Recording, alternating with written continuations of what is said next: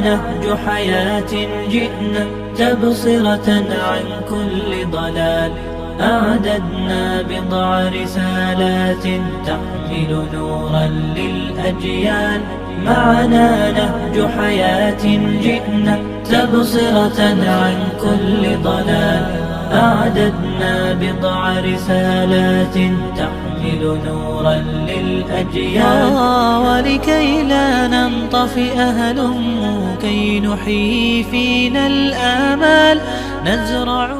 إن الحمد لله نحمده ونستعينه ونستغفره ونؤمن به ونتوكل عليه ونعوذ بالله من شرور أنفسنا ومن سيئات أعمالنا من يهده الله فلا مضل له ومن يضلل فلا هادي له وأشهد أن لا إله إلا الله وحده لا شريك له وأشهد أن محمدا عبده ورسوله أما بعد فإن خير الحديث كتاب الله وخير الهدي هدي محمد صلى الله عليه وسلم وشر الأمور محدثاتها وكل محدثة بدعة وكل بدعة ضلالة وكل ضلالة في النار. فأعوذ بالله من الشيطان الرجيم. بسم الله الرحمن الرحيم. يا أيها الذين آمنوا اتقوا الله حق تقاته ولا تموتن إلا وأنتم مسلمون. رب اشرح لي صدري ويسر لي أمري واحلل عقدة من لساني يفقهوا قولي. قابل احترام سامعین اکرام، اللہ عز و جل جو رب العالمین ہیں، کائنات کی ہر شے، ہر مخلوق اللہ کے حکم ہی سے وجود میں آئی. میرا اور آپ کا وجود میں آنا بھی یہ اللہ کا حکم ہے، اور ہم سے پہلے جتنی مخلوق کا وجود ختم ہو چکا ہے، یہ بات ہمیں بھولنی نہیں چاہیے کہ ہمارا بھی وجود ایک دن ختم ہونے والا ہے. اور ساری مخلوق جو وجود میں آئی ہے سب کا وجود ختم ہوگا. اور جس ذات نے ہر شے کو وجود دیا ہے، اپنی ذات کا تعارف دیتے ہوئے قرآن مجید میں اللہ نے ارشاد فرمایا لا الہ الا ہو، کوئی معبود برحق نہیں سوائے اس ذات کے. حمد و ثنا، کبریائی، سجود، رکوع، دعا، منت، قسم، قربانی، روزہ، سجدے، ہر قسم کی جو عبادت ہے الا ہو، وہی اللہ وحدہ لا شریک کے لیے. کل شیء ہالک، وہی معبود ہے جو برحق ہے، اس کے قریب کائنات کی ہر چیز، چاہے بڑے عہدے والی ہو یا کوئی اور خداور چیز ہو. کل شیء، ہر چیز اللہ کے قریب بس ایک شے ہے. کل شیء ہالک الا وجہ، اور ہر شے کو اللہ ختم کرنے والا ہے اور باقی رہنے والی ذات الوجہ، تمہارے رب کا چہرہ ہے. انت الاول فلیس قبلک شیء وانت الآخر فلیس بعدک شیء، وہ ہمیشہ سے ہے، اس سے پہلے کوئی نہیں، وہ ہمیشہ رہنے والا ہے، کوئی اس کے سامنے باقی رہنے والا نہیں. الحی، جو ہمیشہ سے زندہ ہے. القیوم، جو ساری کائنات کو ہمیشہ سے بغیر کسی کی مدد اور سہارے کے قائم کیا ہوا ہے اور ہمیشہ قائم رکھے گا. الصمد، وہ ذات ساری کائنات کی ہر شے کو جس ذات کی ضرورت ہے اسے الصمد کہا جاتا ہے. الصمد، وہ ذات ساری کائنات میں سے کسی شے کی مدد کی ضرورت جس ذات کو نہیں ہے وہ ذات کو الصمد کہا جاتا ہے. الصمد لم یلد ولم یولد، جہاں صمد کا ذکر اللہ نے کیا ہے کہ کسی شے کی ضرورت نہیں ہے بلکہ ہر شے کو اس کی ضرورت ہے، وہیں اللہ نے واضح طور پہ دلیل دے دی لم یلد ولم یولد، اسی لیے اللہ کی نہ کوئی اولاد ہے، اس لیے نہ اللہ جو سو کسی اور سے پیدا ہوا ہے. الذی لم یلد ولم یولد ولم یکن له کفوا احد، اس کی ذات اور اس کی صفات احد ہے، پاک ہے، اکیلی ہے، تنہا ہے، کوئی اس کا مقابلے کا نہیں. لیس کمثلہ شیء، کوئی مثال نہ اللہ کے ذات کی ہو سکتی ہے. لیس کمثلہ شیء، کوئی مثال نہ اللہ کی صفات کی ہو سکتی ہے. وہ تنہا ہے، وہ اکیلا ہے، وہ پاک ہے اپنی ذات میں اور اپنی صفات میں. عزیز دوستو، وہی ذات اللہ عز و جل میرے اور آپ کی زندگی میں آزمائش کے لیے کئی طریقے سے اللہ تعالیٰ مجھ کو اور آپ کو آزماتا ہے. مہینوں کا آنا جانا ہے، دن و رات کا آنا جانا ہے، رزق کا فراوانی سے عطا کر دینا ہے. کسی کے لیے رزق کی جو سو تنگی کا معاملہ ہو جانا ہے، کسی کو اولاد کا عطا کر دینا ہے، کسی کو اولاد کا نہیں عطا کرنا ہے، کسی کے مال میں کشادگی ہے، کسی کے مال میں تنگی ہے. ہر قسم کی آزمائش ہے. اللہ جس طریقے سے چاہتا ہے آزما دیتا ہے. وَلَنَبْلُوَنَّكُمْ بِشَيْءٍ مِّنَ الْخَوْفِ، اللہ کسی کو خوف سے آزما لیتا ہے، کسی کو ڈر سے آزما لیتا ہے. مستقبل کا ڈر ہے، اولاد کی پڑھائی کا جو سو ڈر ہے، بچوں کی شادی کے معاملے کا ڈر ہے، وَلَنَبْلُوَنَّكُمْ بِشَيْءٍ مِّنَ الْخَوْفِ کاروبار میں نقصان کا جو سو ڈر ہے، جائیداد قبضہ ہو جانے کا ڈر ہے، وَلَنَبْلُوَنَّكُمْ بِشَيْءٍ مِّنَ الْخَوْفِ وَالْجُوعِ بھوک اور پیاس سے کسی کو آزما لے، وَنَقْصٍ مِّنَ الْأَمْوَالِ مال دے کر آزما لے، مال روک کر آزما لے، مال میں نقصان دے کر آزما لے، مال میں بہت زیادہ فائدہ دے کر آزما لے، وَالْأَمْوَالِ وَالْأَنفُسِ تمہاری اپنی ذات سے اللہ آزمائے گا، تمہارے ضمیروں سے آزمائے گا، تمہارے جسمانی طور پہ تمہیں تکلیف دے کر آزما سکتا ہے، وَالْأَمْوَالِ وَالْأَنفُسِ وَالثَّمَرَاتِ پھلوں کی کمی سے آزما سکتا ہے، یا معصوم بچوں کے فوت ہونے کا بھی تفسیر علماء کرام نے اس میں کی ہے۔ اب جب اللہ کسی بھی شعبے میں،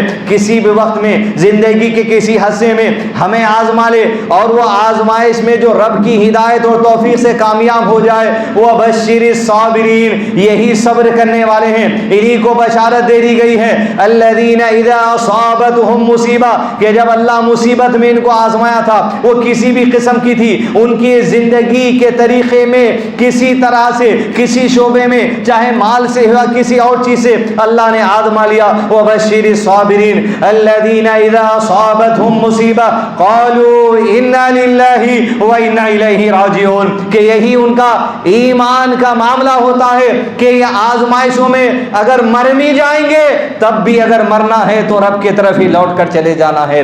آزمائشوں سے مسلمان رب کی رضا حاصل کرتا ہے، مصیبتوں سے مسلمان رب کی رضا حاصل کر سکتا ہے، کوئی نقصان ہوتا ہے مسلمان رب کی رضا حاصل کرتا ہے، کوئی چیز مسلمان چاہتا ہے وہ اسے نہیں ملتی، قدر اللہ وما شاء فعل اب تقدیر کا فیصلہ سمجھ کر، رب کا فیصلہ ہے عقیدہ رکھ کر رب کی رضا حاصل کرنا چاہتا ہے۔ عزیز دوستو، محرم کے مہینے کا آغاز ہو چکا ہے، نئے ہجری کیلنڈر کا آغاز ہو چکا ہے، وَلَنَبْلُوَنَّكُمْ بِشَيْءٍ مِّنَ الْخَوْفِ وَالْجُوعِ وَنَقْصٍ مِّنَ الْأَمْوَالِ وَالْأَنفُسِ وَالثَّمَرَاتِ یہ جو آیتوں میں ذکر کیا گیا ہے، خوف سے آزمائیں گے، بھوک سے آزمائیں گے، اولاد سے آزمائیں گے، پھلوں کی کمی سے آزمائیں گے، مال دے کر آزمائیں گے، مال روک کر آزمائیں گے، تمہاری جانوں سے آزمایا جائے گا۔ یہ وہی محرم کا مہینہ ہے، یہ وہی 1425 ہجری کا آغاز ہے۔ یہ تاریخ مجھ کو آپ کو یہ آیت کی تفسیر سکھاتی ہے، یہ آیت کو کھول کھول کر ہمارے سامنے رکھتی ہے کہ حقیقی معنی میں آزمائش کسی کا ہی جاتی ہے زندگی کے تمام امور میں، جس کا ذکر سورہ بقرہ کی ان آیتوں کے اندر کیا گیا ہے۔ اللہ کسی بھی طریقے سے آزما سکتا ہے، کہ جیسے ہجرت کا عظیم پیغام، یہ ہجرت کا عظیم واقعہ جو آج 1425 ہجری سمجھ کر وہ مسلمان علم نہیں ہونے کی وجہ سے یا جہالت کی وجہ سے یا ماحول کو دیکھ کر یہ سمجھ رہے ہیں ہمارا نیا سال ہے اور اس کی مبارکباد ایک دوسرے کو دی جا رہی ہے، جبکہ یہ آپ صلی اللہ علیہ وسلم اور صحابہ کرام کی سنتوں میں سے نہیں ہے، بلکہ امیر المومنین عمر بن خطاب رضی اللہ عنہ نے اپنی خلافت کے دور میں اسلامی کیلنڈر کا، مسلمانوں کی تاریخ کے کیلنڈر کا جب ایجاد کیا تو وہ تاریخ کے لیے مشورہ کیا کہاں سے مسلمانوں کی تاریخ سے کیلنڈر کو جو سو وجود میں لایا جائے۔ جب مشورے میں بات آئی تو یہ بات طے ہوئی کہ اللہ کے نبی صلی اللہ علیہ وسلم کی جو ہجرت ہے، اس ہجرت کے معاملے کو، اس ہجرت کی تاریخ کو مسلمانوں کے لیے کیلنڈر بنایا جائے گا۔ وہ آج 1424 ختم ہو کر 1425 کا جو معاملہ ہوا ہے، یہ در حقیقت میں آپ صلی اللہ علیہ وسلم جب اللہ کے حکم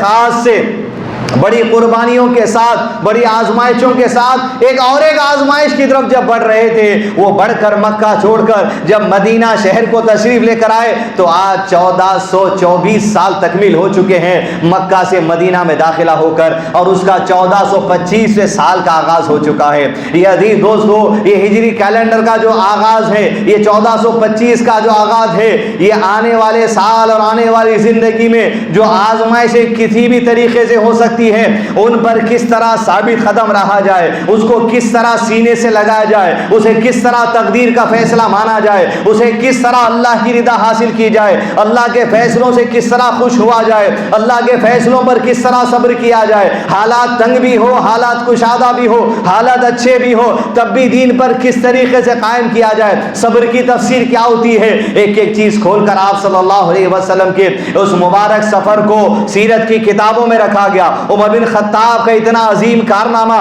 کہ مسلمانوں میں اپنی تاریخ کو نہ بھولنے کے لیے، اسلامی تاریخ کو نہ بھولنے کے لیے ایک کیلنڈر کو وجود میں لا دیا کہ جس کا نام ہی ہجری ہو جائے تو مسلمانوں کو پتا چل جائے کہ تمہاری لیے آج زندگیوں میں اسلام جو اطمینان سے جو تم عمل کرتے ہو، یہ خطبہ دیا جاتا ہے، خطبہ سنا جاتا ہے، مساجد میں آتے ہو، اس کے لیے کیا کچھ کرنا پڑا وہ ہجرت کے سفر سے پہلے، وہ ہجرت کے سفر کے درمیان، وہ ہجرت کے سفر کے بعد، یہی تمہاری حقیقی تاریخ ہے۔ آج لوگ لاک ڈاؤن کے اندر اردوگل فلم دیکھ کر یہ سمجھ رہے ہیں کہ افسوس کی بات ہے کہ یہی مسلمانوں کی جو سو تاریخ ہے۔ یہ مسلمانوں کی تاریخ عزیز دوستو نہیں ہو سکتی۔ مسلمانوں کی تاریخ اردوگل کو نہیں کہا جاتا۔ مسلمانوں کی تاریخ یہ نہیں ہے جو کسی مسلمان ملک کے اندر کوئی بادشاہ گزر جائے، کوئی عثمانی جو سو سلطنت گزر جائے، کسی کی اور کی خلافت گزر جائے، یہ مسلمان، یہ اسلامی تاریخ نہیں ہو سکتی، بلکہ اسے مسلمانوں کی تاریخ کہا جائے گا۔ آپ مسلمان ہیں،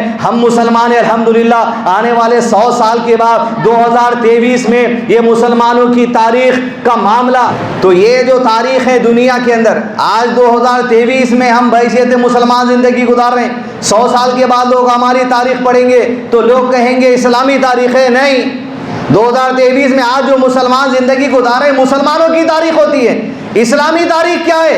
اسلامی تاریخ صرف اور صرف محمد رسول اللہ صلی اللہ علیہ وسلم کی زندگی کو کہا جاتا ہے۔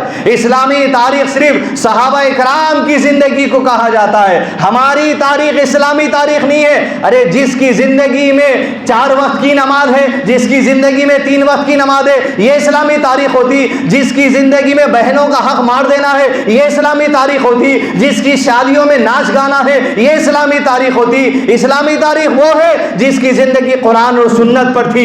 اسلامی تاریخ وہ ہے جو صحابہ کرام اور اللہ کے نبی صلی اللہ علیہ وسلم کی تھی۔ ہماری تاریخ اور جو لوگ صحابہ کے بعد گزرے وہ صرف مسلمانوں کی تاریخ رکھی جائے گی، جس میں اعمال کی کمی ہوگی، عقیدے کی کمی ہوگی، اخلاقیات کی کمی ہوگی، معاملات کی کمی ہوگی، کمیزوں سے بھرا ہوا زندگی ہوگی، لیکن کامل اور اکمل دین جس کے بارے میں اللہ نے کہا رضی اللہ عنہم ورضوا عنہ، وہ تاریخ اگر ہے اسلامی تاریخ حقیقی، وہ صحابہ کرام کی تاریخ ہے، وہ اللہ کے نبی صلی اللہ علیہ وسلم کی زندگی کی تاریخ ہے۔ فرمایا آپ صلی اللہ علیہ وسلم نے قرنی ثم الذین یلونکم ثم الذین یلونکم، سب سے بہترین زمانہ میرا زمانہ۔ کس کا زمانہ؟ آپ صلی اللہ علیہ وسلم کا زمانہ۔ وہی اسلامی تاریخ ہے، وہی اسلامی زمانہ ہے، اور اس کے بعد میرے صحابہ کا زمانہ، وہی اسلامی تاریخ ہے۔ ثم الذین یلونکم، اس کے بعد تابعین کا زمانہ، اس کے بعد ان کے شاگردوں کا زمانہ، بس اس کے بعد جو مسلمانوں کی تاریخ ہے وہ کمیوں سے بھری ہوئی ہے، وہ اعمال کی فقدان سے بھری ہوئی ہے۔ اب ہم اگر ہماری زندگی کو اسلامی کہہ رہے ہیں تو افسوس کی بات ہے کہ ہم نے اسلامی تاریخ کو سمجھا نہیں۔ اسلامی تاریخ کا وہ شاندار نمونہ جو آپ صلی اللہ علیہ وسلم نے ہجرت کے موقع پہ پیش کیا حدیث دوستو، یہ وہ معاملات ہیں جس میں آج اس جمعہ کے خطبے میں 3 یا 4 بنیادی باتیں سیکھنے کی کوشش کریں گے۔ وَلَنَبْلُوَنَّكُمْ بِشَيْءٍ مِّنَ الْخَوْفِ وَالْجُوعِ وَنَقْصٍ مِّنَ الْأَمْوَالِ وَالْأَنفُسِ وَالثَّمَرَاتِ وَبَشِّرِ الصَّابِرِينَ، کہ صبر کرنے والوں کو کیسی بشارتیں دی گئی، کہ ان کے صبر کا معاملہ کیا تھا اور بشارتیں کیا کیا ان کو دی گئی اللہ تعالیٰ کی طرف سے، کہ اللہ تعالیٰ نے جب 13 سال تک مسلمانوں کو نبی صلی اللہ علیہ وسلم کی نبوت کا اعلان ہونے کے بعد مکی زندگی میں آزما لیا، اور جتنا آزمانا تھا اللہ نے آزما لیا، کہ اب 13 سال میں اسلام کے وہ اخلاق، وہ کردار، وہ عقیدے، وہ اعمال، وہ عبادات نبی صلی اللہ علیہ وسلم کے ساتھ مل کر صحابہ کرام نے دنیا کے سامنے ایسے رکھے۔ زمانے میں جو جہالت تھی ان جہلا کو یہ بات پسند نہیں آتی تھی۔ جہالت میں زندگی گزارنے والے، کفر میں زندگی گزارنے والے، شرک میں زندگی گزارنے والے، خرافات میں زندگی گزارنے والوں کو یہ پاک دین سمجھ نہیں آتا تھا۔ مسلمانوں کے ساتھ ظلم و ستم کیا گیا، ہنسی مذاق کی گئی، گالی گلوچ کیا گیا، مارا پیٹا گیا، کھجور کی بوری میں لپیٹ کر دھواں دیا گیا، اونچی پہاڑوں پر جا کر گرم جو سو پہاڑ پہ لٹا کر سینے پر پتھر رکھ دیے گئے، مارا گیا، زخمی کر دیا گیا، قتل کر دیا گیا، سب کچھ ہو رہا تھا مکی زندگی کے اندر، لیکن دھیرے دھیرے لیکن ابھی اللہ کے نبی صلی اللہ علیہ وسلم کے لیے یہ قرآن مجھ تک اور آپ تک پہنچانے کے لیے زندگی کے ابھی اور 10 سال باقی تھے۔ مکی زندگی کے لیے حالات تنگ ہو چکے تھے۔ ابو طالب کی وفات کے بعد، انتقال کے بعد نبی صلی اللہ علیہ وسلم کی قتل کی سازشیں تیز ہو چکی تھی، صحابہ کی دشمنی تیز ہو چکی تھی۔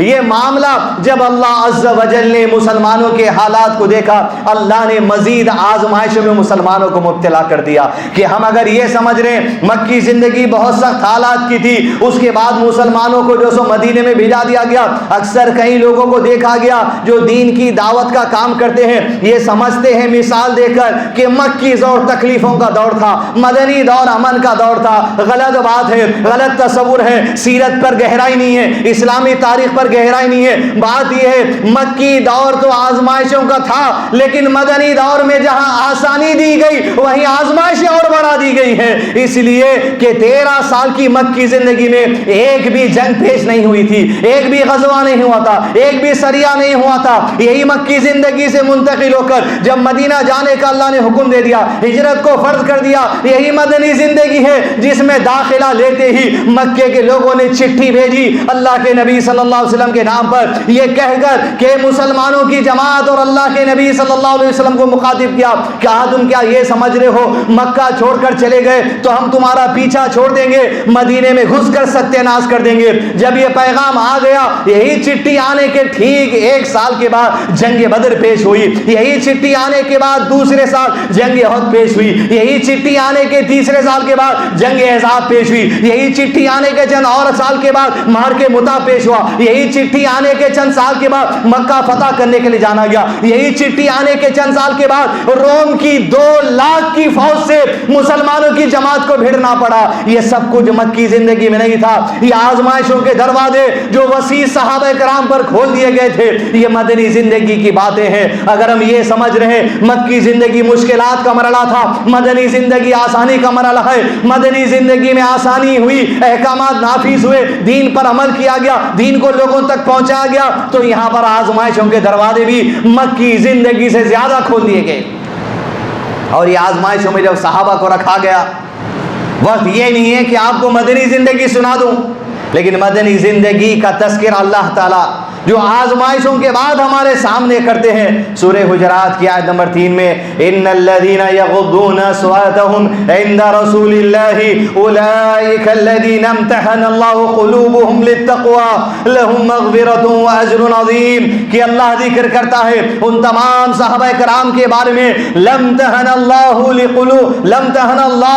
کہ اللہ تعالیٰ نے امتحان لے لیا کس کا؟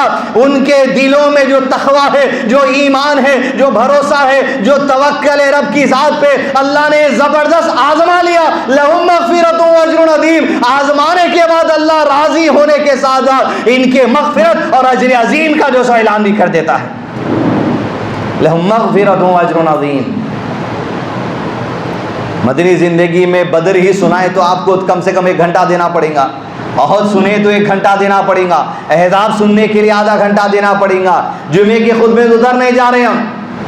لیکن جو آزمائش ہوئی اس کے صرف آغاز کا مرحلہ، ہجرت کا آغاز، نئے اسلامی کیلنڈر کا آغاز، یہ سفر کیا تھا آخر؟ سفر کے 3 اہم بنیادی پیغامات۔ جب آپ صلی اللہ علیہ وسلم مکہ چھوڑ کر جانے کے لیے اعلان کر دیا گیا، اس لیے کہ ہجرت فرض ہو گئی، فرض، کوئی ایمان والا رک نہیں سکتا تھا مکے میں۔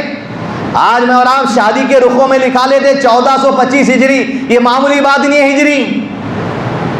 وہ لوگ جن کا کاروبار، جائیداد، بیوی، بچے، ذاتی گھر، ذاتی کاروبار، سب کچھ مکے میں ہے، صرف اللہ کے ایک حکم پر یہ سب کچھ چھوڑ کے جانے کے لیے تیار ہو گئے تھے صحابہ کرام۔ وَلَنَبْلُوَنَّكُمْ بِشَيْءٍ مِّنَ الْخَوْفِ، آگے کیا ہونے والا ہے؟ کہ مدینے میں جائیداد تھی؟ کیا مدینے میں ذاتی گھر تھا؟ کیا مدینے میں ذاتی کاروبار تھا؟ کچھ نہیں تھا. کیا تھا؟ بس حکم اللہ کا تھا, نبی کی اطاعت تھی صلی اللہ علیہ وسلم. کاروبار چھوڑنا پڑا, جائیداد چھوڑنا پڑا, ضرورت کا سامان چھوڑنا پڑا, کپڑے چھوڑنا پڑا, ذاتی گھر چھوڑنا پڑا, ذاتی کاروبار چھوڑنا پڑا. وہ رشتے دار جو اسلام قبول نہیں کیے تھے انہیں چھوڑنا پڑا. وہ رشتے دار جنہیں زبردستی زنجیروں میں جکڑ لیا گیا تھا انہیں چھوڑنا پڑا. تب جا کے 1425 آپ رخوں میں لکھتے وقت تاریخ کو یاد کریے کہ تم جس شادی کے رخے میں 1425 ہجری لکھ رہی اور شادی خانہ جا کر تم جو سو دین کی دھجیاں اڑا رہے اپنی زندگی میں, جائزہ لینا پڑے گا تم کو کہ لکھتے وقت شرم آنی چاہیے کہ یہ قربانیاں دے کر آج قرآن تم تک پہنچا, یہ قربانیاں دے کر آج حدیث ہم تک پہنچی ہے. اور آج دین کا کیا مذاق اڑایا جا رہا, گھروں کے معاملات میں دین کا کیا مذاق اڑایا جا رہا, شادیوں کے معاملات میں دین کا کیا مذاق اڑایا جا رہا, کاروبار کے نام پر دین کا کیا مذاق اڑایا جا رہا, سودی لین دین کے نام پر دین کا کیا مذاق اڑایا جا رہا. اس بات کا جائزہ مجھ کو اور آپ کو لینا ہے. سب کچھ چھوڑنا پڑا اور جب نکلے یہ سب کچھ چھوڑ کر, جیسے اعلان ہوا 2 مہینے کے اندر اندر تقریباً سارے صحابہ مکہ چھوڑ کر مدینہ چلے گئے تھے. کہاں تھے جا کر؟ کہاں تھے؟ خیمے ٹینٹ ڈال دیے جاتے تھے, وہیں سڑکوں پر ریگستان پہ رہنا تھا. کب تک؟ جب تک کہ اللہ کے نبی صلی اللہ علیہ وسلم نہیں آتے. کیوں نہیں آئے تھے آپ صلی اللہ علیہ وسلم؟ اس لیے کہ اللہ نے روکے رکھا تھا جب تک کہ اللہ کا خاص حکم آپ کو نہیں ہوتا آپ کو نکلنا نہیں ہے. یہ معمولی بات نہیں ہے 1425 ہجری آ جائے, تاریخ میں ایسا بڑا کارنامہ, ایک ایسا بڑا واقعہ جس کا علم ہم کو نہیں رہنے کی وجہ سے آج ہم جی حالت میں ہیں, دین کی قدر نہیں آج ہمارے پاس. ایک عظیم واقعہ, ایک عظیم کارنامہ, ایک عظیم قربانی, ایک عظیم ہجرت. ابو بکر صدیق رضی اللہ عنہ اپنا سامان تیار کر رہے تھے ہجرت کرنے کے لیے. اللہ کے نبی صلی اللہ علیہ وسلم ابو بکر صدیق کے گھر پہنچے, اور ابو بکر صدیق کے گھر کے پہنچنے کا معاملہ کیا تھا؟ اما عائشہ رضی اللہ عنہ کہتی کوئی دن یا کوئی شام ایسی نہیں جاتی کہ جس دن اللہ کے نبی صلی اللہ علیہ وسلم ہمارے گھر نہیں آتے. نبی کا گزر اکثر ہر دن حضرت ابو بکر صدیق سے ملاقات کے لیے ہوتا. یہ یاری, یہ دوستی نبوت سے پہلے کی ہے اور ہمیشہ قائم رہی. اللہ کے نبی صلی اللہ علیہ وسلم نے کہا ابو بکر میں اللہ کے بعد اگر کسی کو دوست بناتا تو تجھے دوست بناتا, لیکن تیری میری صرف اسلام کی بھائی چارگی کافی ہے. گھر پہنچے, غیر معمولی وقت تھا. ایسے وقت عام طور پر صلی اللہ علیہ وسلم ابو بکر صدیق کے گھر نہیں آتے تھے. جب اس وقت کو گھر پہنچے تو ابو بکر صدیق کو ایک آدمی نے کہا ضرور بہت کچھ خاص بات ہے, ورنہ آپ صلی اللہ علیہ وسلم اس وقت گھر کو نہیں آتے. گھر کو تشریف لائے اور ابو بکر سے کہا اللہ کا جس حکم کے انتظار میں تھا وہ حکم آ چکا ہے. ابو بکر صدیق ہجرت بہت پہلے کر لینا چاہتے تھے دوسرے صحابہ کے ساتھ, لیکن اللہ کے نبی صلی اللہ علیہ وسلم نے روک لیا تھا یہ کہہ کر کہ تمہیں میرے ساتھ ہجرت کرنا ہے, میرے ساتھی بن کے چلنا ہے. ابو بکر صدیق رک گئے اور اس دن آپ صلی اللہ علیہ وسلم آ کر کہا میرے ساتھ آج رات کو ہجرت کو نکلنا ہے. تو جب مہینہ پہلے ابو بکر صدیق کو اطلاع دے دی گئی تھی تب ابو بکر صدیق رضی اللہ عنہ نے 2 اونٹنیوں کو تیار کیا تھا. 2 مہینے چارہ کھلا کھلا کے تیار کیے, اور جس دن اللہ کے نبی صلی اللہ علیہ وسلم آئے اور کہا ابو بکر آج رات کو نکلنا ہے, یہ نکلنے کو آپ معمولی مت سمجھیے, گاڑی پہ بیٹھ گئے چلے گئے. لیکن یہ ہجرت کا پہلا معاملہ 3 باتیں جس سے ہمارے لیے نصیحت ملتی ہیں. باتیں بہت ہیں, وقت جتنا اتنی بات کریں گے.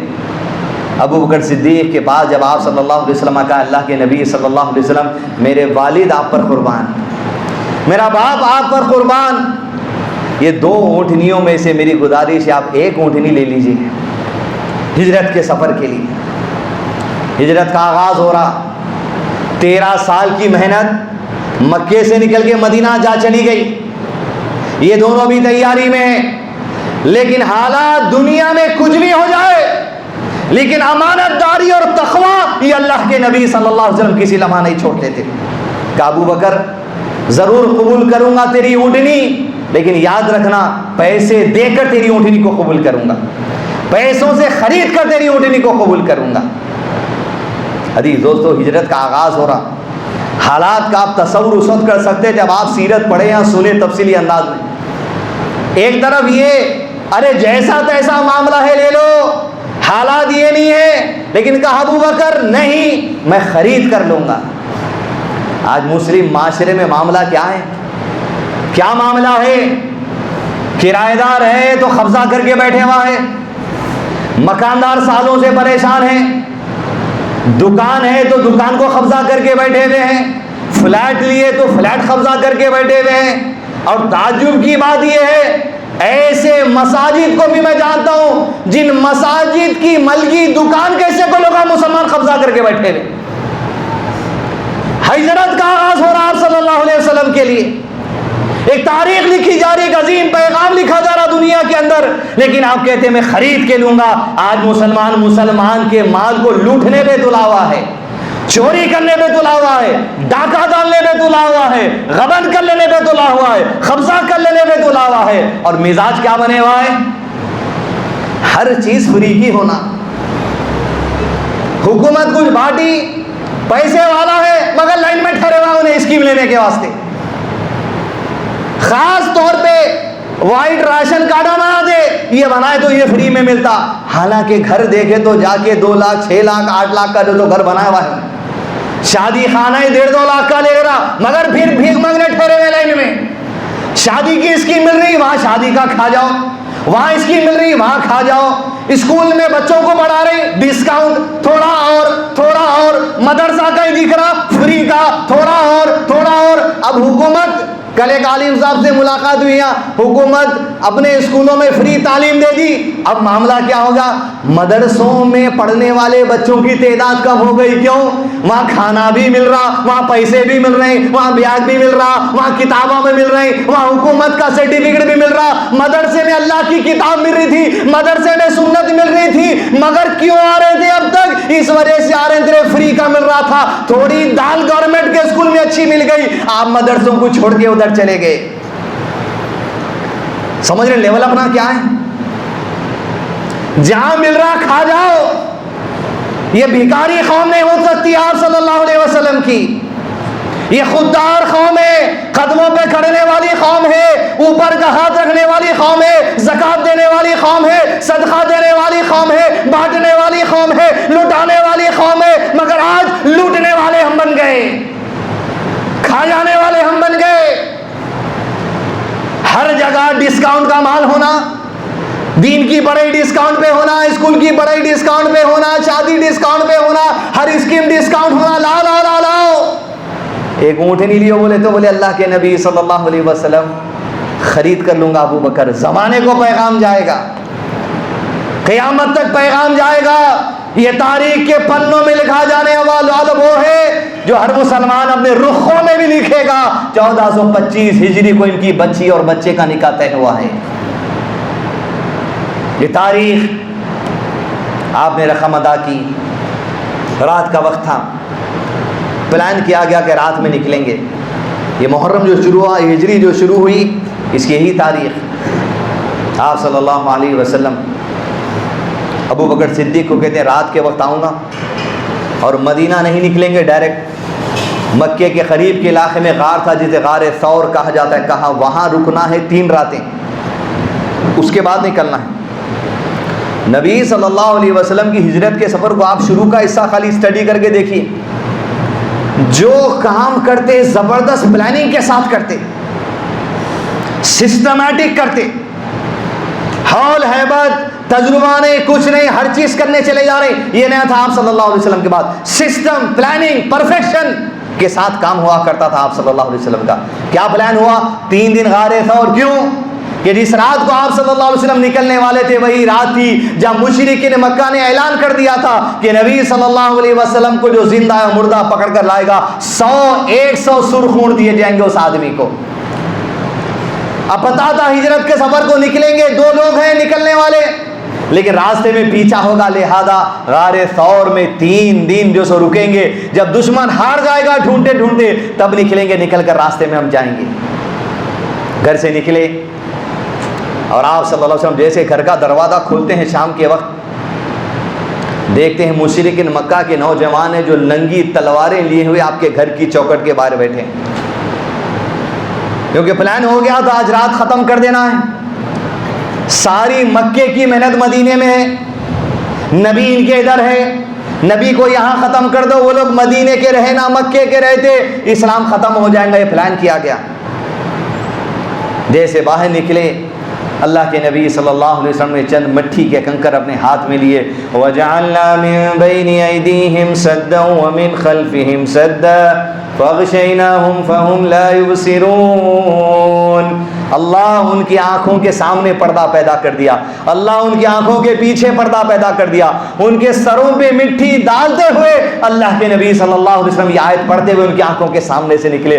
اللہ کی ایسی مدد آئی وہ دیکھ نہیں سکے، ابو بکر صدیق کے گھر کو اطمینان کے ساتھ پہنچے۔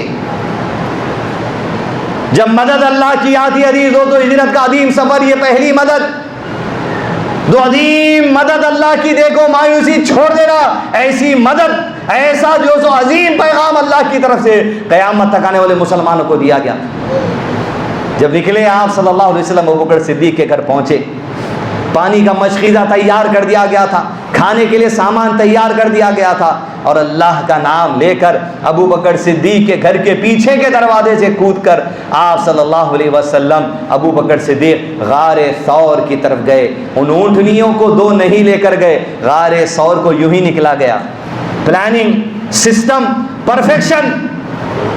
غار ثور جب پہنچے، اونٹنیاں ساتھ نہیں تھے، ابو بکر صدیق کے بیٹے گھر پر تھے، انہیں کہا جاتا ہے کہ ابو بکر صدیق کے بیٹے کو 3 راتیں، راتوں میں آنا، غار کے بعد ہمارے بازو بیٹھنا، کہیں دشمن آس پاس تو نہیں آ رہا دیکھنا، اور جب دن کا اجالا ہو جاتا جا کے قریش کے لوگوں سے ملنا، یہ بتانا تمہارا چہرہ کہ تم ابھی مکے میں ہو، جب تک تمہارا چہرہ دکھتا رہے گا لوگ سمجھیں گے ابو بکر بھی مکے میں ہے، جب تک ابو بکر کا چہرہ دکھتے گا لوگ سمجھیں گے نبی صلی اللہ علیہ وسلم بھی مکے میں ہے۔ ایسی سسٹم طریقے سے پلان کیا جاتا۔ 3 دن یہی آوت جاوت ہوتی رہی، لیکن جب مٹھی سر پہ پڑی، ایک آدمی گزرا وہیں گھر سے آپ صلی اللہ علیہ وسلم کے سامنے سے، کہا کیا ہوا، کیوں بیٹھے ہو؟ کہا محمد تو صلی اللہ علیہ وسلم تمہارے سروں پر مٹھی ڈال کر چلے گئے، ان کے انتظار میں بیٹھے ہو۔ ہوش میں آئے، سرداروں کہا کہ محمد چلے گئے صلی اللہ علیہ وسلم، کہا اعلان کر دو ابو بکر اور محمد کو صلی اللہ علیہ وسلم زندہ لاؤ یا مردہ لاؤ، دونوں کے بدلے 100 200 سرخ اونٹ دیے جائیں گے۔ نوجوانوں کے لیے بہت بڑا انعام تھا۔ آج کے زمانے کی کہ بڑی کار، مطلب 100 کار آپ کو دے رہے، وہ زمانے میں اونٹی چون کی سواری تھی، بہت قیمتی چیز۔ ایک نوجوانوں کی ٹکڑی گھروں کی تلاشی کے لیے نکلی، ایک لشکر مدینے کے راستے پر نکلا، اور ایک لشکر غاروں کی تلاشی کے لیے نکلا۔ اس لیے یہ نبی نبوت سے پہلے غار ہیرا میں بھی رہا کرتے تھے، پتا تھا لوگ غاروں میں رہتے تھے، یہاں تک کہ مشہور غار ثور پر ایک مشرکین کا ٹولہ پہنچا تلواروں کو لے کر۔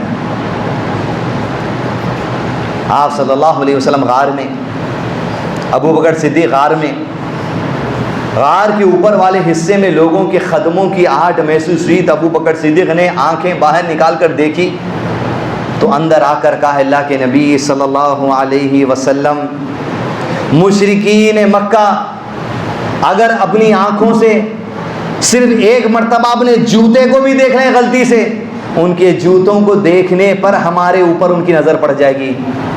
اے اللہ کے نبی صلی اللہ علیہ وسلم، ایسا لگتا ہے ہم ہر طرف سے اب گھیرے گئے ہیں۔ ادھر یہ مدینے میں ساری محنت، اسلامی دعوت، 13 سال کی محنت، مکے اور مدینے کے درمیان غار ثور میں آپ صلی اللہ علیہ وسلم کہ جس کے انتظار میں ہونا، گھر، کاروبار، سب کچھ آپ کے انتظار میں ہے، آپ آئیں گے تو سیٹل ہوگا معاملہ۔ اللہ کے نبی صلی اللہ علیہ وسلم کو جیسے ابو بکر صدیق نے کہا، آپ تصور کر کے دیکھیں سچویشن، 2 لوگ، جنگ کے ہتھیار نہیں، لوگ اگر اترتے تو 2 آدمی کے تو ٹکڑے کر کے چھوڑ سکتے تھے، اتنا بڑا جو سو ٹولہ وہاں تھا۔ جب آپ صلی اللہ علیہ وسلم نے یہ کہا، اللہ اس بات کا ذکر قرآن مجید میں کرتے ہیں جب اللہ کے نبی صلی اللہ علیہ وسلم سے ابو بکر صدیق نے کہا الا تنصرہ فقد نصرہ اللہ اذ اخرجہ الذین کفروا ثانی اثنین اذ ہما فی الغار اذ یقول لصاحبہ لا تحزن ان اللہ معنا فانزل اللہ سکینتہ علیہ وأيده بجنود لم تروها وجعل كلمة الذين كفروا السفلى وكلمة الله هي العليا والله عزيز حكيم ثاني اثنين إذ هما في الغار دو اذ ہما فی الغار جو غار میں تھے ابو بکر نے کہا اے اللہ کے نبی صلی اللہ علیہ وسلم جوتوں کو بھی دیکھ لیں گے تو ہم پر نظر پڑ سکتی ہے کیونکہ ان کے جوتوں کے نیچے غار ہے غار کے اندر ہم ہیں اللہ تعالیٰ کہتے ہیں اس وقت کو یاد کرو نصر اللہ اللہ کی جو مدد آئی اللہ کی جو کامیابی آئی اللہ نے جو فتح عطا کر دی کہ جب غار میں دو لوگ تھے وہ دو میں کا دوسرا ابو بکر رضی اللہ عنہ پہلے والے سے کہہ رہے تھے ہم تو پھنس گئے ہم تو مشکل میں چلے گئے تو سننے والے دوسرے نے یعنی نبی صلی اللہ علیہ وسلم نے کہا کہ گھبرانے کی کیا بات ہے لا تحزن ان اللہ معنا لا تحزن ان اللہ معنا گھبرا نہیں ابو بکر اللہ ہمارے ساتھ ہے یہ مشکل بھی ٹل جائے گی ان اللہ معنا ہجرت کی آغاز بہت بڑی مصیبت کا معاملہ لیکن ایمان توکل یقین حسبی اللہ کی یہ کیفیت اس غار ثور سے آپ صلی اللہ علیہ وسلم نے قیامت تک آنے والے مسلمانوں کے سامنے رکھ دی تمہاری زندگی کی جس درجے کی پریشانی ہو لا تحزن ان اللہ معنا اللہ ہمارے ساتھ ہے یونیفارم سول کوڈ کی بات کی جاتی ہے مسلم پرسنل لا جو سول میٹرز ہے اس پر دخل اندازی کی بات کی جاتی ہے شادیوں کے معاملے میں بچوں کے معاملے میں ایک سے زیادہ شادی کے معاملات میں طلاق کے معاملے میں خلا کے معاملات میں جائیداد کی تقسیم کے معاملے میں یونیفارم سول کوڈ لانے کی تیاری ہے لے کے آ جاؤ ان اللہ معنا اللہ ہمارے ساتھ ہے لا تحزن ان اللہ معنا گھبرانے کی بات نہیں ہے جتنا مشکل ڈالتے جاؤ گے اتنے دین کی آسانیاں کھلتی چلی جائیں گی یہ دین اللہ کا آسان ہے یہ دین میں مشکل نہیں ہے جیسے جیسے قانون آئیں گے ویسی ویسی آسانیاں نکلتی جائیں گی جس کی ایک عظیم مثال کہ صحابی اللہ کے نبی صلی اللہ علیہ وسلم کے پاس آئے کہا اللہ کے رسول صلی اللہ علیہ وسلم میں تو ہلاک ہو گیا کہا کس چیز نے تجھے ہلاک کر دیا یعنی کیا ایسا بڑا گناہ کر دیا تو اس نے کہا اللہ کے نبی صلی اللہ علیہ وسلم میں نے روزے کی حالت میں اپنی بیوی سے جماع کر لیا ہے کہا یہ تو بہت بڑا گناہ ہے اب تیرے لیے یہ ہے کہ تو غلام کو آزاد کرے اس نے کہا اللہ کے نبی صلی اللہ علیہ وسلم اتنی میرے پاس استطاعت نہیں ہے کہ ہزاروں درہم کا غلام خرید کے میں آزاد کروں میری طاقت تو نہیں ہے جب طاقت نہیں ہے دین کی آسانی آ جاتی کہا تو 2 مہینے کے روزے رکھ لگاتار ایک روزہ بھی چھوٹے گا تو پھر 2 مہینے کے ایک ساتھ رکھنا کہا اللہ کے نبی صلی اللہ علیہ وسلم اتنی طاقت جسم میں نہیں ہے جب آئی آزمائش نہیں کر سکتے پھر آسانی آ گئی کہا 60 مسکینوں کو کھانا کھلا دے کہا اللہ کے نبی صلی اللہ علیہ وسلم جہاں میں اور آپ کھڑے ہیں یہ مکہ شہر کی وادی مکہ شہر مدینہ شہر میں نظر آتا ہے یہ ساری وادی میں میرے گھر سے زیادہ کوئی غریب گھر نہیں ہے میں 60 لوگوں کو کھانا نہیں کھلا سکتا میں میرا ہی کھلا لوں تو چل جائے تب تو کہا یہی 3 مسئلے ہیں چلا جا وہ چلا گیا یونیفارم سول کوڈ لاؤ دین کی آسانیاں کھلتی جاتی سو دیکھو ایک ایک چیز کے لیے ایک ایک دور کے لیے فرعون سے لے کے قیامت تک دین کی آسانیاں ہیں ابھی کھلی نہیں دین کی آسانیاں کہا نہیں ہو سکتا اللہ کے نبی صلی اللہ علیہ وسلم واہ بس میرے پاس یہی علم تھا تجھے پہنچا دیا وہ ادھر گیا ادھر رب کی طرف سے آسانی کا مزید فیصلہ آ گیا مسجد نبوی میں کھجور کی بٹی لے کر، ایک بٹی میں ایک آدمی کھجور لے کر صدقہ کرنے کے لیے مسجد نبی میں رکھ دیا۔ اللہ کے رسول صلی اللہ علیہ وسلم کے بعد آسانی آئی، آپ نے اس آدمی کو بلایا، نہ غلام آزاد کرنے کی طاقت ہے تو پھر تو 2 مہینے کے روزے بھی نہیں رہ سکتے، تو تم پھر 60 مسکینوں کو کھانا بھی نہیں کھلا سکتے، تیرے رب کی طرف سے آسانی آئی ہے، یہ جو صدقے کے کھجور کی بٹی ہے، یہ بٹی میں جتنے کھجور ہیں لے، جتنوں کو کھلا سکتا ہے مدینے میں کھلا دے، تیرا کفارہ ادا ہو جائے گا۔ آسانی آسانی آسانی آسانی۔ وہ بٹی لیا، ابھی دین کی آسانی ختم نہیں ہے، کھجور کی بٹی لے کر اللہ کے نبی صلی اللہ علیہ وسلم کے سامنے کہتے ہیں صحابی رسول صلی اللہ علیہ وسلم، اللہ کے نبی صلی اللہ علیہ وسلم کیا میں یہ کھجور اگر لوگوں میں بانٹ دوں تو میرا کفارہ ادا ہو جائے گا؟ 60 مسکینوں کو کھلانے کے درجے کے برابر کا کفارہ ادا ہو جائے گا۔ کہا اللہ کے نبی صلی اللہ علیہ وسلم ایک بات پوچھ لوں؟ کہا یہ ساری وادی میں مدینے کی میرے گھر سے زیادہ غریب کسی اور کا گھر نہیں ہے۔ اے اللہ کے نبی صلی اللہ علیہ وسلم، کیا ایسا ہو سکتا ہے؟ کیا ایسا ہو سکتا ہے یہ کھجور لوگوں کو کھلانے کے بجائے میں اپنے بیوی بچوں کو کھلا دوں؟ اللہ کے نبی صلی اللہ علیہ وسلم نے کہا یہ کھجور تو خود کھا لے، تیرے بیوی بچوں کو کھلا دے، تیرا سارا کفارہ اللہ قبول کر لینے والا ہے۔ اس درجے تک دین کی آسانی ہے۔ لاؤ یونیفارم سول کوڈ، لاؤ NRC، لاؤ CAA، ہمارا دین آسان ہے۔ ابھی تو دین کی بنیادی باتیں جس پر عمل کیا جا رہا ہے، آسانی کھلتی چلی جائیں گی، کھلتی چلی جائیں گی۔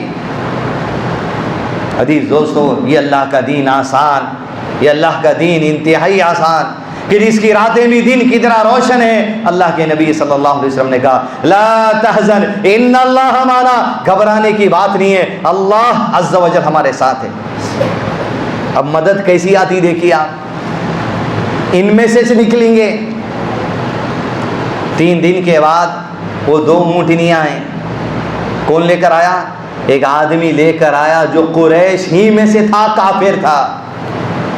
مدد اللہ کی، پورے قریش کے کفار یہ دونوں کو ڈھونڈ رہے ہیں، لیکن وہی قریش میں سے ایک اللہ کے نبی صلی اللہ علیہ وسلم کی امانت داری پر اتنا یقین تھا، آپ کی سچائی، آپ کی انسانیت سے اتنا متاثر تھا، وہ راستے بتانے والا ماہر شخص تھا، پرفیکٹ آدمی کو آپ نے پیسہ دے کر لیا اور کہا تیری ذمہ داری ہے 3 راتوں کے بعد اونٹنیاں لے کر آنا، ہمارے آگے چل کر بہت ہی سیکیور راستے سے ہمیں مدینہ پہنچا دینا۔ وہ آدمی راستوں کا ماہر تھا، کافر ہے لیکن راستوں کے ماہر کے لیے اسے خریدا گیا۔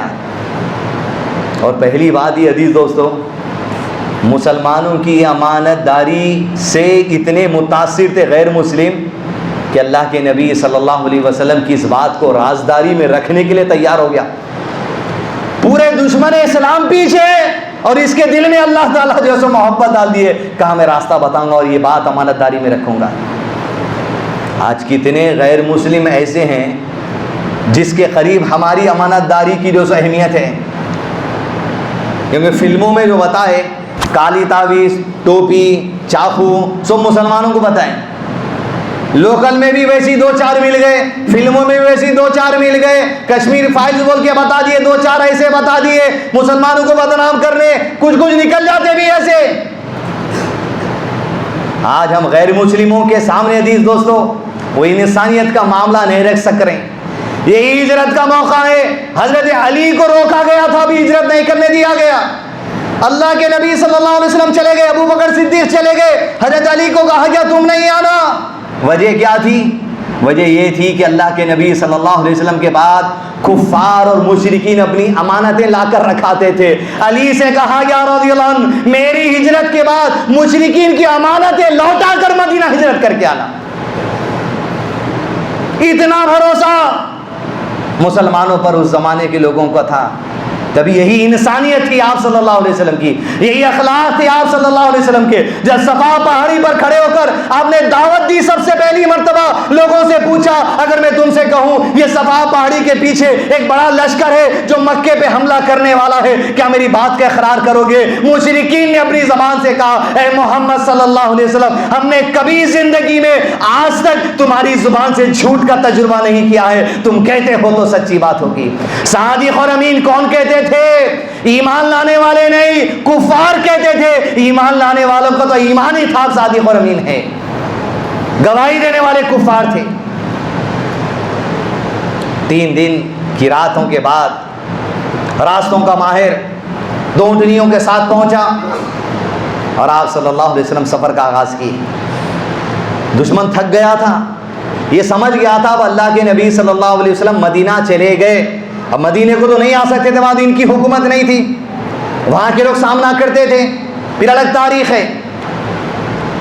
ادھر آپ صلی اللہ علیہ وسلم نکلے 4تھے دن سفر پر, اس راستے کے ماہر بتانے والے کافر آدمی کے ساتھ. اسی سفر طویل ہے, سفر کا آغاز ہوا, اسی سفر میں 80 گھرانے دین اسلام کو قبول کیے, وہ آگے چل رہی بات. لیکن ادھر مکے میں ایک قبیلے والوں کی میٹنگ چل رہی, جس میں ڈسکشن چل رہا تھا کہ اب تو چلے گئے, چھوڑ دو, ہمت ہار گئے. سراقہ ابن مالک ابن جوشم قبیلے کا آدمی, اس کے بعد اس میٹنگ میں ایک آدمی آیا, کہا اس وادی کی طرف میں نے 3 لوگوں کو جاتے ہوئے دیکھا ہے اونٹنیوں پر بیٹھ کر, مجھے ڈر ہے کہ وہی محمد ہے صلی اللہ علیہ وسلم اور ان کے ساتھی ابو بکر ہے. سراقہ ابن مالک ابن جوشم نے کہا, چھوڑ دو, جتنا ڈھونڈنا تھا ہم ڈھونڈ چکے, ہمیں پتا ہے وہ ہے ہی نہیں, وہ مدینے ہی چلے جا چکے ہیں. وہ آدمی پھر کہتا ہے, مجھے ڈر ہے یہ وہی محمد ہے صلی اللہ علیہ وسلم اور وہ صدیق ہے جو اس وادی کی طرف میں نے جاتے دیکھا ہے, ابھی ہمارے پاس موقع ہے. لیکن مجلس میں جتنے تھے سب نے ہمت ہار گئے تھے, کہا نہیں ہو سکتا. سراقہ ابن مالک ابن جوشم کے دل میں بات آئی, کیوں نہ ایک کوشش کر لوں. اپنی گھوڑے کو لیا, تلواروں کو میان میں رکھا, قتل کرنے کے ارادے سے اگر مل جائے. انعام سر پر تھا 200 اونٹنیوں کا. نکلا اپنے گھوڑے کو لے کر اسی راستے کی طرف جس راستے کی وادی کا اشارہ یہ آدمی آ کر بتاتا, اور جیسے دیکھتا ہے دوڑا دوڑا کر, کیونکہ آپ صلی اللہ علیہ وسلم اور ابو بکر صدیق ایک اسپیڈ کے ساتھ جا رہے تھے جو اعتدال والی تھی, لیکن یہ تیز رفتار اسی راستے پہ گیا. جیسے قریب پہنچا دونوں پر نظر پڑ گئی, تلواروں کو نکالا, گھوڑے کو آگے بڑھایا. ہجرت کا آغاز 1425 ہجری محرم کا مہینہ, دوڑ لگا کر اپنے گھوڑے کو آگے بڑھاتا ہے. قریب دونوں کے پہنچنے کے لیے انعام کی لالچ سر پر ہے, اسلام کو ختم کرنے, محمد صلی اللہ علیہ وسلم کو ختم کرنے, اسلام کی کوششوں کو 13 سال کی محنتوں کو ختم کرنے کے ارادے سے آگے بڑھتا گیا. اچانک دیکھتا ہے کہ گھوڑا لڑکھڑا جاتا ہے اور آگے نہیں بڑھتا. سراقہ ابن مالک پریشان ہے, پہلی مرتبہ ایسا معاملہ, آگے ختم نہیں بڑھاتا گھوڑا. پاسے کے تیر نکالتا ہے. اس زمانے کے اندر لوگ جہالت سے اپنی کنڈلی معلوم کرتے تھے, کنڈلی معلوم کرا, دیکھتا ہے یہ تیر نہیں آنا تھا, پھر گھوڑے پر بیٹھتا ہے, پھر گھوڑے کو کوشش کرتا ہے, گھوڑا کچھ دیر کے بعد آگے بڑھتا ہے. جیسے گھوڑا آگے بڑھنے لگا نظر اللہ کے نبی صلی اللہ علیہ وسلم پر پڑ گئی. واضح آپ ہی ہے صلی اللہ علیہ وسلم, واضح ابو بکر صدیق ہے. جیسے قریب پہنچنے کو تھا, گھوڑے کے سامنے کے دونوں پیر زمین کے اندر ہی دھس گئے, جیسے زمین کے اندر دھسے. پکار کر کہا ہے محمد صلی اللہ علیہ وسلم میری طرف سے امان ہے. یہ زمانے کا دستور تھا, مشرک ہو یا مسلمان اگر کسی کو کہہ دے میری طرف سے امان ہے, مطلب اب کوئی تمہارے خلاف کام کرنے والا نہیں ہوں, نہ تمہاری مخبری کروں گا, نہ تمہاری بات کہوں گا, نہ تمہیں قتل کروں گا, امان ہے بس. اللہ کے نبی صلی اللہ علیہ وسلم نے ابو بکر سے کہا رک جاؤں. ابو صدیق نے کہا اللہ کے نبی صلی اللہ علیہ وسلم وہ دھوکہ دے گا. کہا نہیں, اس نے کہہ دیا رک جاؤ. آپ صلی اللہ علیہ وسلم کے ساتھ دھوکہ نہیں کرتے تھے, اس لیے کبھی آپ کسی کے ساتھ دھوکہ نہیں کی. احسانات تھے ان کی زندگیوں پر مشرکین کی. جیسے گھوڑا زمین میں دھسا، سراقہ ابن مالک ابن جوشم اللہ کے رسول صلی اللہ علیہ وسلم کے پاس پہنچا، پہنچ کر کہا میری طرف سے امان ہے، اور آپ صلی اللہ علیہ وسلم نے کہا سراقہ ہمارے اس راستے کی خیر اپنے سرداروں کو ہرگز نہیں دینا۔ تو سراقہ نے کہا ایک شرط پر، امان ہے مطلب قتل نہیں کروں گا تھا، یہ دوسرا ایگریمنٹ ہو رہا کہ اپنے سرداروں کو ہمارے راستے کی خبر نہیں دینا، ورنہ تو خبر دے گا تو بڑا لشکر آئے گا۔ کہا ایک شرط ہے۔ آپ صلی اللہ علیہ وسلم نے کہا شرط کیا ہے بتاؤ۔ عزیز دوستو، دراصل میں یہ جو ہجرت کا سفر ہے مسلمانوں کے لیے سب سے بڑی جیت یہ ہجرت کا سفر ہے۔ 13 سال سے جو مشرکین مکہ اسلام کے وقت کے رسول صلی اللہ علیہ وسلم کے دشمن، قرآن اور حدیث کے دشمن تھے، یہ ہجرت کے سفر کے وقت میں سراقہ ابن مالک جو اعلان کرتا ہے، یہ اعلان در حقیقت میں مسلمانوں کی فتح کا اعلان ہے۔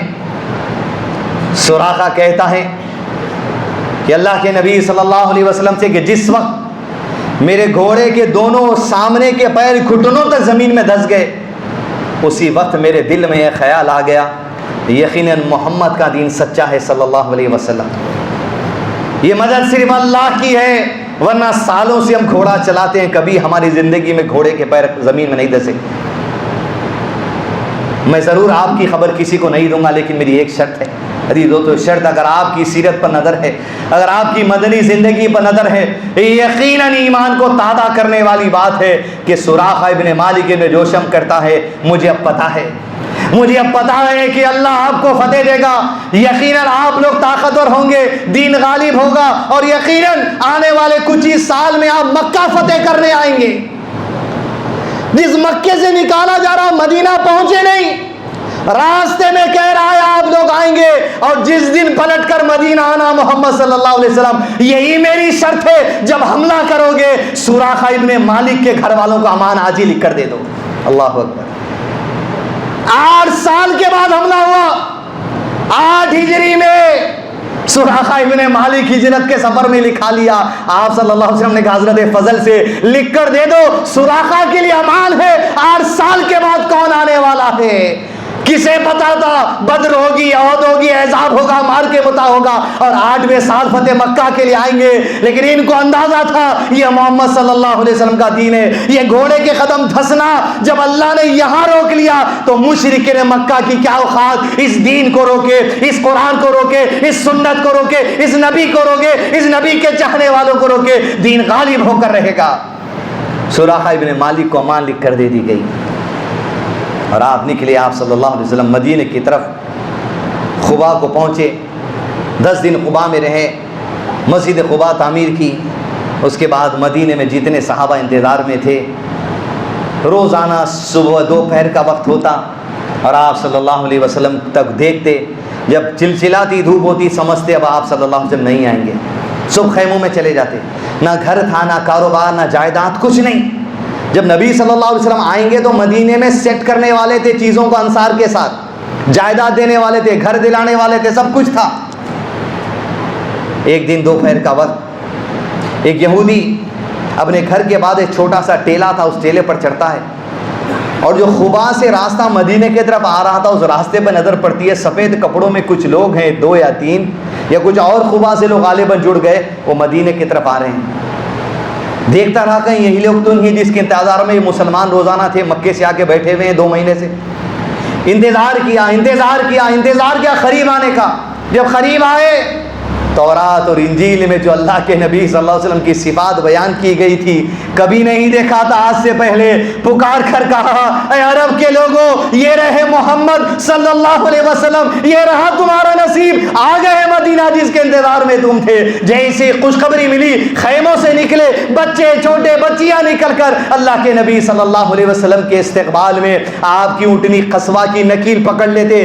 آپ کا گھر مدینہ میں کوئی نہیں تھا، یہ ایک پلان تھا کہ اللہ کے نبی صلی اللہ علیہ وسلم کسی کے گھر مہمان بن کر رہیں گے، صحابہ نکیل پکڑ لیتے، گھوڑے کا بیلٹ پکڑ لیتے، کہتے آپ میرے گھر مہمان بننا، آپ میرے گھر مہمان بننا۔ اللہ کے نبی صلی اللہ علیہ وسلم کہتے یہ قصوہ کی نکیل چھوڑ دو، یہ محمد کے نہیں، یہ اللہ کے حکم سے چلنے والی اونٹنی ہے۔ صلی اللہ علیہ وسلم اونٹنی گئی اور ایک زمین کے علاقے پر بیٹھ گئی، اور آپ صلی اللہ علیہ وسلم وہاں اترے۔ جس زمین پر اونٹنی بیٹھی یہ وہی جگہ ہے جہاں پر آج مسجد نبوی تعمیر کی گئی ہے، وہی جہاں پر پہلے نبی صلی اللہ علیہ وسلم نے مسجد نبی بنائی، وہیں پر اونٹنی کا بیٹھنا تھا۔ جیسے سامنے بیٹھے، سامنے ابو ایوب انصاری رضی اللہ عنہ جو مدینے کے رہنے والے صحابی تھے، ان کا گھر تھا۔ اللہ کے نبی صلی اللہ علیہ وسلم نے کہا جس کے گھر کے سامنے قصوہ رکی ہے، کہا محمد صلی اللہ علیہ وسلم اسی کے گھر میں مہمان رہیں گے جب تک اللہ کے نبی صلی اللہ علیہ وسلم کے گھر یہاں نہیں بن جاتے۔